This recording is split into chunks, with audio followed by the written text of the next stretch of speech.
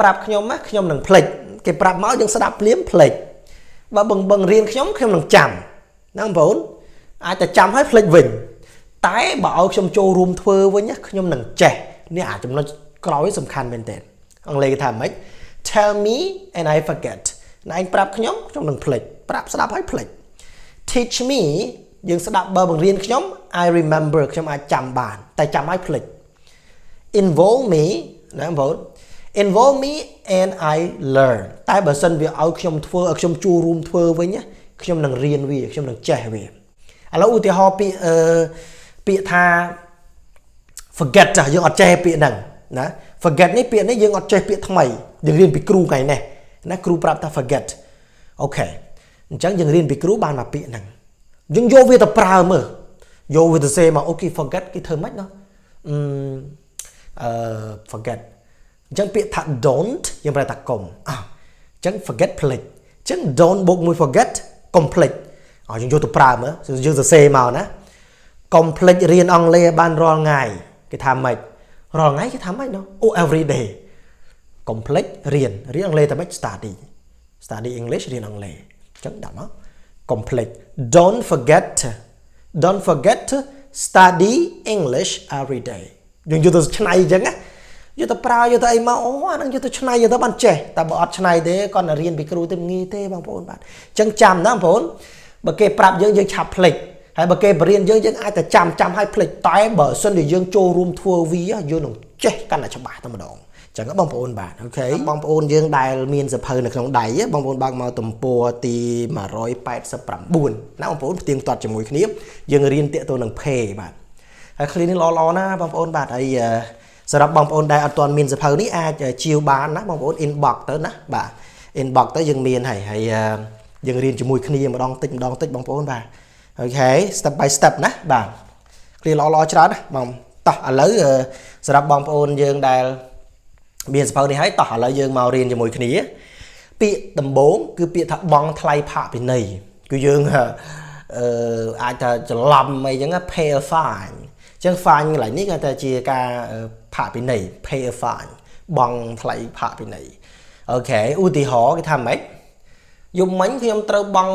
ថ្លៃផាកពិន័យអស់$250ដោយសារតែការបើកបរទាំងសង្វឹងអូគាត់ថាអីលេងវឹងស្រឿងប៉ូលីសចាប់បានផាកពិន័យបដ ாய் អញ្ចឹងគេថាម៉េច Last night I had to pay a fine for $250 for drunk driving អូខេពាក្យថា drunk driving យើងប្រែថាការស្វឹងទាំងបើកបរទាំងស្វឹងហើយបើកបរណា so last night យប់មិញ I had to pay a fine ខ្ញុំត្រូវបង់ថ្លៃផាកពិន័យ of $250 $250 for drunk driving ពីបទស្វឹងហើយបើកបរបាទអូខេអត់មានលេខសើចទេបាទ alright មកមួយទៀត pay ទៀតហើយគឺ pay យកចិត្តទុកដាក់បាទអញ្ចឹងអង់គ្លេសគេហៅថា pay attention យើង pay attention យកចិត្តទុកដាក់លើអីមួយគេថា pay attention alright បាទឧទាហរណ៍គេថាម៉េចសូមយកចិត្តទុកដាក់នឹងផ្លាកសញ្ញាតាមផ្លូវផងបាទជាអីមើលឆ្វេងមើលស្ដាំផងបាទ right please pay attention to the road signs ចឹងពេលតែ road sign ហ្នឹងគឺផ្លាកសញ្ញាដែលគេដាក់នៅតាមផ្លូវនៅមុខមានក្មេងបាត់ឆ្វេងបាត់ស្ដាំអីហ្នឹងអាហ្នឹងគេថា road signs so please pay attention to the road sign សូមយកចិត្តទុកដាក់ទៅលើការដាក់ផងមិនតែលបឿនអីបងប្អូនបាទម្ដង40ម្ដង60ធ្លាក់88ធ្លាក់60អីហ្នឹងបងប្អូនបាទមើលផងប្រយ័ត្នប៉ូលីសចាប់ប្រយ័ត្នប៉ូលីសមើលងាយបងប្អូនបាទ alright បាទអូខេមកមួយទៀតឲ្យប្រាក់ខែខ្ពស់បាទឲ្យប្រាក់ខែខ្ពស់នោះអង់គ្លេសគេថា pay well ឲ្យប្រាក់ខែខ្ពស់បាទណាគេចង់បានប្រាក់ខែខ្ពស់បងប្អូនបាទអូខេណាចង់បានដែរបងប្អូនបាទក្រុមហ៊ុននេះឲ្យប្រាក់ខែខ្ពស់ណាណែឯងគួរតែធ្វើការនៅទីនេះហើយបើចង់បានប្រាក់ខែខ្ពស់ធ្វើការនៅក្រុមហ៊ុននេះយ៉ាគេថាបងប្អូន this company pays really well បាទអញ្ចឹងពាក្យថា company យើងប្រែថាក្រុមហ៊ុន pays well គឺ really well ហ្នឹងគេថាឲ្យប្រាក់ខែល្អឲ្យប្រាក់ខែច្រើន you should work here ណែគួរធ្វើការនៅទីនេះ so this company pays really well ក្រុមហ៊ុនមួយនេះគឺឲ្យប្រាក់ខែល្អ you should work here ណែគួរធ្វើការនៅទីនេះណាបាទអូខេមកមួយទៀតការងារដែលមានប្រាក់ខែច្រើនវាប្រើពាក្យមួយថា well paid job វាជា phrase មួយអានេះ well paid នេះជាគុណនាមបញ្ជាក់នៃ a job ចឹងខ្ញុំប្រែថាម៉េចការងារដែលមានប្រាក់ខែច្រើនវាដើរតួជាគុណនាមគេថា well paid job អូខេបាទឧទាហរណ៍អូនបាទខ្ញុំបានការងារដែលមានប្រាក់ខែច្រើនកាលពីខែមុនណាខែមុនទទួលបានការងារមកយ៉ាងមិនទំហឹងណាso ខ្ញុំប្រាប់ពាក្យថា I got a well paid job last month ចឹង well paid នេះវាជាគុណនាមបញ្ជាក់នៃ a job ចឹងប្រាប់ថាការងារដែលមានប្រាក់ខែខ្ពស់ការងារដែលគេឲ្យថ្លៃល្អណាបងប្អូនបាទ so I got a well paid job last month បងប្អូនបាទណាក៏ចង់មានប្រាក់ខែខ្ពស់ដែរបងប្អូន alright មកពាក្យមួយទៀតទៅផ្ដល់ការគោរពណាបងប្អូនគេថា pay one respect to that one ហ្នឹងគឺរបស់នរណាម្នាក់របស់ខ្ញុំ I pay my respect to អីចឹងមកអូខេបាទឧទាហរណ៍ I try to pay my respects to all of my ancestors at least once a year ចឹងពាក្យថាខ្ញុំព្យាយាម pay my respects បែរថាធ្វើការគោរពto all of my ancestors ពាក្យថា ancestors ហ្នឹងថាពុកពាក់បរោះយើងដូចជាពិសេសចិនណាគេទៅសែនភ្នោសែនអីគោរពបូជាថ្វាយគុំបោះភ្នោបើអីចឹងណាបងប្អូនបាទ so I try to pay my respects to all of my ancestors at least once a year យ៉ាងហោចណាស់ក៏ម្ដងក្នុងមួយឆ្នាំដែរតែបើសិនជាយើងគេហៅថាគោរពចំពោះព្រះសង្ឃគោរពចំពោះពុទ្ធគឺយើងអាចប្រើពាក្យ I pay my respect to the Buddha អូខេយើងថ្វាយគុំអីចឹងណាយើង pay our respect to the Buddha អូខេបាទមកមួយទៀតទៅលេងបងប្អូនបាទពាក្យថាទៅលេងហ្នឹងគឺយើងប្រើពាក្យ pay a visit ប្រើពាក្យថា pay a visit ទៅលេងទៅសួរទៅអីបងប្អូនបាទ pay a visit អូខេឧទាហរណ៍គេថាម៉េចបើសិនម្នាក់មានពេលសូមមកលេងផ្ទះបុរាណខ្មែរនៅទីនេះផងណានៅបាត់ដំបងយើងមានណាបងប្អូនបាទ so if you have time ប្រសិនម្នាក់មានពេល pay a visit to Khmer traditional house here ចឹងពាក្យថា visit Khmer traditional house ជាងប្រែថាផ្ទះបុរាណផ្ទះប្រពៃណីគេផ្ទះបុរាណចឹង if you have time នៅពេលមកលេងបាត់ដំបង if you have time បើសិនមានពេល pay a visit to Khmer traditional house here ឈៀងមកលេងផ្ទះបុរាណនៅទីនេះផងបាទមានយ៉ាងបាទហើយមកឃ្លាមួយទៀតគឺបងលុយបងប្អូនបងលុយគេថាយើងចាយលុយគេតែថាយើងញ៉ាំអីហើយយើងទៅបងលុយគេណាបងប្អូនបាទគេថា pay the bill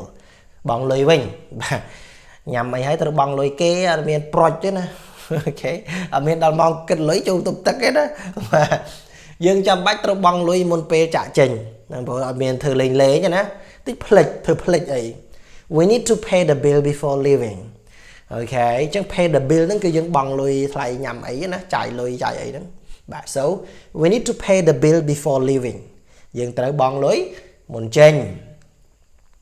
ពាក្យមួយទៀតសងវិញយើងជពាក់គេយើងសងគេវិញគេហៅថា pay back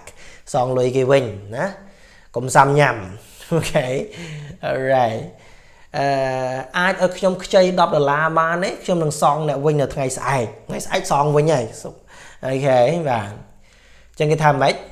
can you lend me $10 អញ្ចឹង lend me ហ្នឹងគេថាឲ្យខ្ញុំខ្ចី can you lend me $10 តើអ្នកឯងអាចឲ្យខ្ញុំខ្ចី$10សិនបានទេ I will pay you back tomorrow ចាំស្អែកសងវិញឥឡូវវាដាច់លុយអស់លីងណា I will pay you back tomorrow ខ្ញុំនឹងសងអ្នកវិញនៅថ្ងៃស្អែក Can you lend me $100 I will pay you back tomorrow អូខេតែគេមានគេសងហើយស្អែកសងហើយប៉ុន្តែបើអត់មានចាំពេលណាមានខ្ញុំសងមកពាក្យមួយទៀតបងការប្រាក់បងប្អូនបាទយើង pay interest យើង pay ឲ្យគេយើងមិនទទួលបានការប្រាក់ឯណាពាក់គេបងប្អូនរាល់ខែបងប្អូន so ខ្ញុំត្រូវបង់ការប្រាក់កម្ចីប្រាក់រៀងរាល់ខែគេថាម៉េច I have to pay interest on the loan every month បាទ so pay interest on the loan loan នឹងប្រាក់កម្ចីណាបងប្អូនប្រាក់កម្ចីអញ្ចឹងខ្ញុំ have to pay interest on the loan ខ្ញុំត្រូវបង់ថ្លៃការប្រាក់កម្ចី every month រាល់ខែហ្នឹងបងប្អូនបងអើយបង់លួសគេហេត្រូវបង់គេរាល់ខែណាបងប្អូនបាទមកមួយទៀតសរសើរគេប្រើពាក្យថា pay a compliment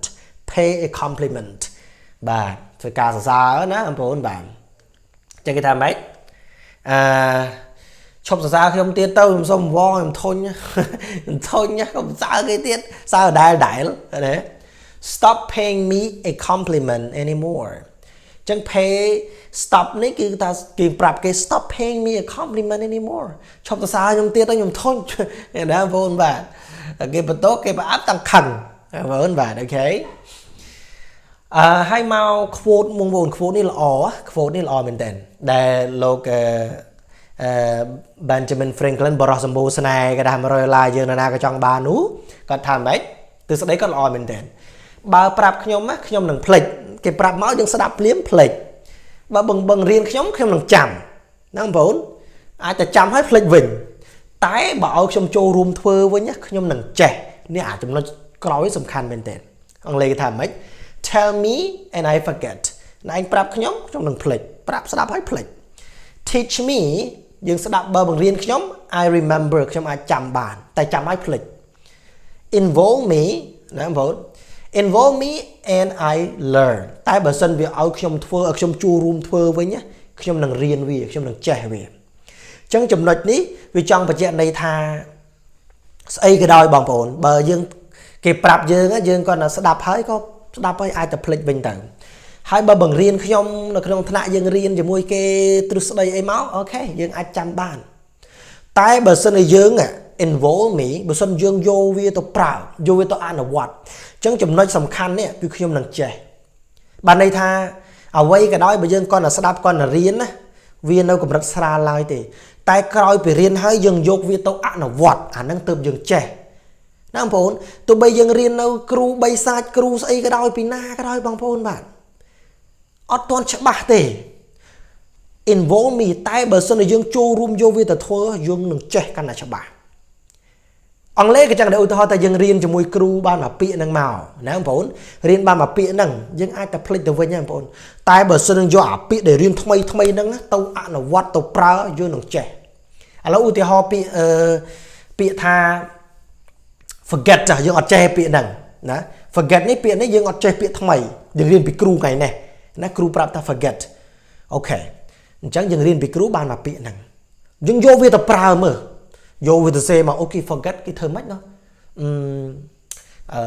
forget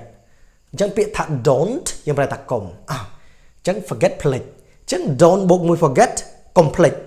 យើងយកទៅប្រើមើលយើងសរសេរមកណាកុំភ្លេចរៀនអង់គ្លេសបានរាល់ថ្ងៃគេថាម៉េចរាល់ថ្ងៃគេថាម៉េចណោះអូ every day កុំភ្លេចរៀនអង់គ្លេសតែម៉េច study English រៀនអង់គ្លេសអញ្ចឹងដាក់មកកុំភ្លេច don't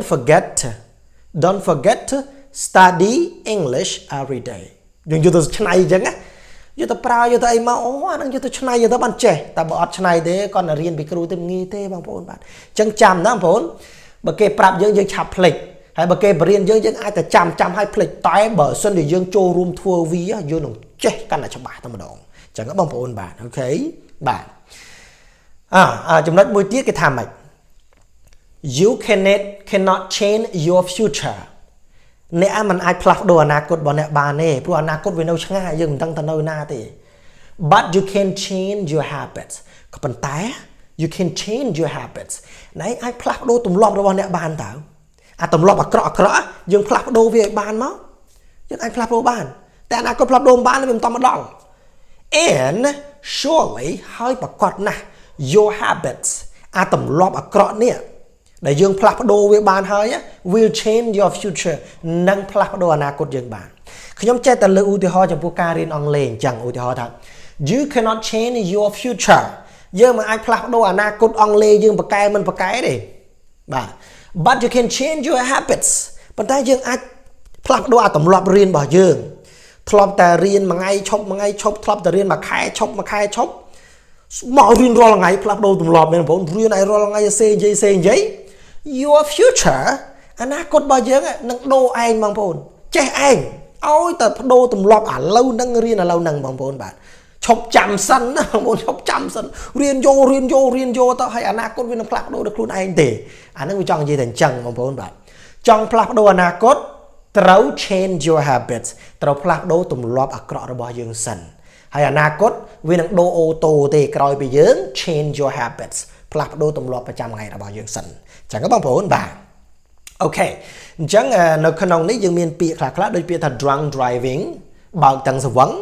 road sign ប្រែថាផ្លាកសញ្ញាancestor ខ្ញុំប្រែថាពុកបេរោះពុកពាក្យបរិដូនតា